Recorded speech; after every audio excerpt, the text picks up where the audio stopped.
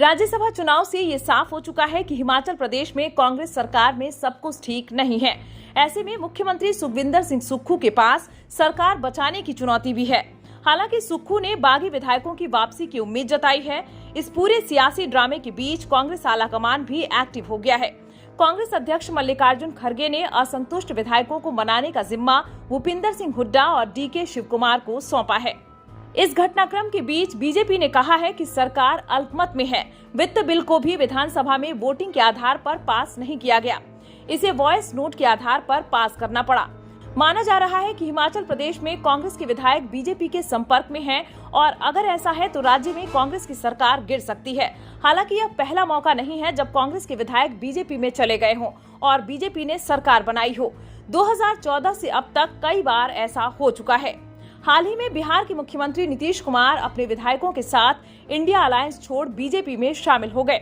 इसके चलते बिहार में महागठबंधन की सरकार गिर गई थी और फ्लोर टेस्ट के दौरान आरजेडी के कुछ विधायक भी सरकार के पक्ष में खड़े दिखे। इससे पहले 2022 में भी बीजेपी ने महाराष्ट्र में उद्धव ठाकरे के नेतृत्व वाली महाविकास अघाड़ी सरकार गिरा दी थी। उस समय एकनाथ शिंदे 16 विधायकों के साथ पार्टी से अलग हो गए थे। बाद में उन्होंने बीजेपी के साथ मिलकर सरकार बना ली। मध्य प्रदेश विधानसभा चुनाव 2018 में बीजेपी ने शिवराज सिंह चौहान, कांग्रेस ने कमलनाथ की अगुवाई में चुनाव लड़ा था। प्रदेश की 230 विधानसभा सीटों में से कांग्रेस ने 114 जीतकर सपा, बसपा और निर्दलीय विधायकों के समर्थन से सरकार बनाई थी। सरकार बनने के करीब 2 साल बाद कांग्रेस नेता ज्योतिरादित्य सिंधिया ने कांग्रेस से बगावत कर दी और वह 22 विधायकों के साथ बीजेपी में शामिल हो गई। इसके चलते कांग्रेस की सरकार गिर गई और बीजेपी ने राज्य में फिर से सरकार बनाई। 2018 में हुए कर्नाटक विधानसभा चुनाव में बीजेपी ने 105 सीटें जीती, लेकिन वे बहुमत हासिल नहीं कर पाई। कांग्रेस 78 सीटों के साथ दूसरे नंबर पर और जेडीएस 37 सीटों के साथ तीसरे नंबर पर रही। सबसे बड़े दल के नेता के रूप में बीएस येदियुरप्पा सीएम बने, लेकिन जब फ्लोर टेस्ट हुआ तो वो हार गए और इस्तीफा दे दिया। इसके बाद यहाँ कांग्रेस ने बड़ा दांव चला और जेडीएस को सीएम पद देकर सरकार बना ली। हालांकि यह सरकार भी अधिक नहीं चल पाई।